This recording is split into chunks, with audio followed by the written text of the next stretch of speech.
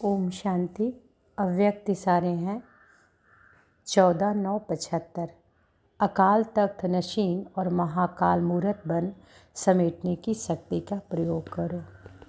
अकाल मूरत महाकालेश्वर सर्वशक्तिवान अशरीरी शिव बाबा बोले, अपने को हर परिस्थिति से पार करने वाले शक्तिशाली स्थिति में अनुभव करते हो। शक्तिशाली परिस्थितियों को मास्टर सर्वशक्तिवान स्थिति वाले ही सहज पार कर सकते हैं। दिन प्रतिदिन प्रकृति द्वारा विकराल रूप से परिस्थितियां दिखाई देती जाएंगी। अब तक यह साधारण परिस्थितियां हैं। विकराल रूप तो प्रकृति अब धारण करेगी, जिसमें विशेष आपदाओं का वार अचानक ही होगा। अभी तो थोड़ा समय पहले मालूम पड़ जाता है, लेकिन प्रकृति का विकराल रूप क्या होगा। एक ही समय प्रकृति के सभी तत्व साथ साथ और अचानक वार करेंगे। किसी भी प्रकार के प्रकृति के साधन बचाव के काम नहीं रहेंगे और ही साधन समस्या का रूप बनेंगे। ऐसे समय पर प्रकृति के विकराल रूप का सामना करने के लिए किस बात की आवश्यकता होगी? अपने अकाल तख्त नसीन अकाल मूरत बनने से महाकाल बाप के साथ साथ मास्टर महाकाल स्वरूप में स्थित होंगे, तभी सामना कर सकेंगे, है ना। तो अगर ऐसा रहेगा तो बाबा क्या बोले? बाबा बोले कि किसी प्रकार के प्रकृति के साधन बचाव के काम के नहीं रहेंगे और ही साधन समस्या का रूप बनेंगे। ऐसे समय पर प्रकृति के विकराल रूप का सामना करने के लिए किस बात की आवश्यकता होगी? तो अपने अकाल तख्त नसीन अकाल मूरत बनने से महाकाल बाप के साथ साथ मास्टर महाकाल स्वरूप में स्थित होंगे, तभी सामना कर सकेंगे। महाविनाश देखने के लिए मास्टर महाकाल बनना पड़ेगा। मास्टर महाकाल बनने की सहज विधि कौन सी है? अकाल मूरत बनने की विधि है हर समय अकाल तख्त नसीन रहना, है ना।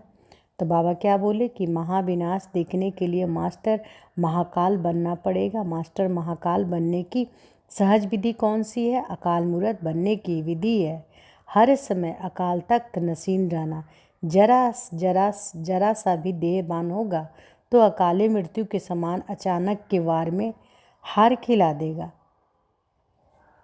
जैसे प्रकृति के 5 तत्व विकराल रूप को धारण करेंगे, वैसे ही 5 विकार भी अपना शक्तिशाली रूप धारण कर अंतिम वार अति सूक्ष्म रूप में ट्रायल करेंगे।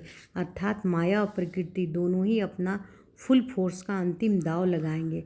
जैसे किसी भी स्थूल युद्ध में भी अंतिम दृश्य ह्रास पैदा करने वाला होता है और हिम्मत बढ़ाने वाला भी होता है, ऐसे ही कमज़ोर आत्माओं के लिए भी हड़ास पैदा करने वाला का दृश्य होगा। मास्टर सर्वशक्तिवान आत्माओं के लिए वह हिम्मत और उल्लास देने वाला दृश्य होगा। ऐसे समय में जैसी स्थिति सुनाई, उसके लिए विशेष कौन सी शक्ति की आवश्यकता होगी? सेकंड के हार जीत के खेल में कौन सी शक्ति चाहिए? ऐसे समय में समेटने की शक्ति आवश्यक है, जो अपने देह अभिमान के संकल्प को, देह की दुनिया की परिस्थितियों के संकल्प को क्या होगा, इस हलचल के संकल्प को भी समेटना है।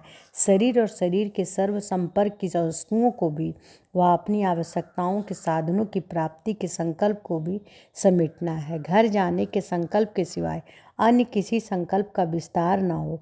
बस यही संकल्प हो कि अब अपने घर गया कि गया, शरीर का कोई भी संबंध व संपर्क नीचे ना ला सके।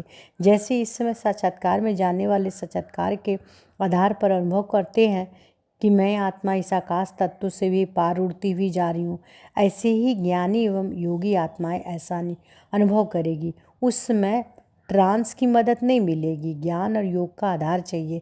इसके लिए अब से अकाल तख्त नसीन होने का अभ्यास चाहिए। जब चाहे अशरीरीपन का अनुभव कर सके, बुद्धि योग द्वारा जब चाहे तब शरीर के आधार में आए। अशरीरी भाव का वरदान अपने कार्य में अब से लगाओ। ऐसे समय में श्रीमत कैसे लेंगे? टेलीफोन या टेलीग्राम से वायरलेस बिना तार के विद्युत चुम्बकीय द्वारा समाचार भेजने का यंत्र सेट है। चाहिए तो वायरलेस लेकिन सेट है। वायरलेस की सेटिंग कैसे होगी? बिल्कुल वॉइसलेस, पाप रहित वॉइसलेस बनना ही वायरलेस सेट की सेटिंग है ना। तो वॉइसलेस यानी पाप रहित वॉइसलेस बनना ही वायरलेस सेट की सेटिंग है। जरा अंश के भी अंश मात्र विकार वायरलेस के सेट को बेकार कर देगा। इसलिए महीन रूप से स्वयं के स्वयं ही चेकर बनो, तभी प्रकृति और 5 विकारों की अंतिम विदाई के वार को विजयी बन सामना कर सकेंगे। यही प्रकृति वार करने के बजाय बधाई के नज़ारे सामने लाएगी। चारों ओर जय जयकार की सहनाइयाँ बजेगी और बाप दादा विजय माला के मन के विश्व के बीच प्रसिद्ध होंगे। सारा विश्व अमर भव का नारा लगाएगा। ऐसे समय के लिए तैयार हो, अथवा समय आपको तैयार करेगा कि आप समय का आह्वान करेंगे। समय पर जागने वाले को क्या टाइटल देंगे? समय पर कौन जागा? अगर समय पर जागेंगे या यह सोचेंगे कि समय तैयार कर ही देगा या समय पर हो ही जाएगा, तो ब्राह्मण वंश के बजाय क्षत्रिय वंश के हो जाएंगे।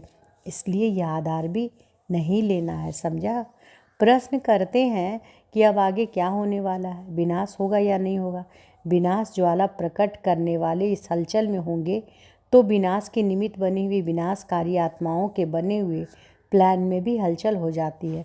जैसे निमित्त बनी हुई आत्माएं सोचती हैं कि होगा या नहीं, अब होगा या कब होगा, वैसे ही विनाशकारी आत्माएं इसी हलचल में हैं कि अब करे या कब करे, करे या ना करे। जैसे यादगार चित्र कलयुगी पर्वत को उंगली देने का है, वैसे ही विनाश कराने के निमित्त बनी हुई सर्व आत्माओं के अंदर यह संकल्प दृढ़ हो कि होना ही है। यह संकल्प रूपी अंगुली जब तक सभी को नहीं हुई है, तब तक विनाश का कार्य भी रुका हुआ है। इसी अंगुली से भी कलयुगी पर्वत खत्म होने वाले हैं। अच्छा, ऐसे विकराल रूप को मास्टर महाकाल स्थिति से सामना करने वाले, सदा अकाल तख्त नसीन प्रकृति को अधीन करने वाले बाप की सर्व प्राप्ति के अधिकारी बच्चों को बाप दादा का याद प्यार और नमस्ते। तो इस मुरली के विशेष ज्ञान बिंदु क्या है? पहला है, अपने अकाल तख्त नसीन अकाल मूरत बनने से महाकाल बाप के साथ मास्टर महाकाल स्वरूप में स्थित होंगे, तभी प्रकृति के विकराल रूप का सामना कर सकेंगे। दूसरा, जैसे प्रकृति के 5 तत्व विकराल रूप धारण करेंगे, वैसे 5 विकार भी अपना शक्तिशाली रूप धारण कर अंतिम दांव लगाएंगे। ऐसे समय में विशेष रूप से समेटने की शक्ति को धारण करने की आवश्यकता है। एक घर जाने के संकल्प के सिवाय अन्य कोई संकल्प का विस्तार ना हो। तीसरा, अशरीरी बनना वायरलेस सेट है। वॉइसलेस बनना ही वायरलेस सेट की सेटिंग है। जरा भी अंश के भी अंश मात्र विकार वायरलेस के सेट को बेकार कर देगा। ओम शांति।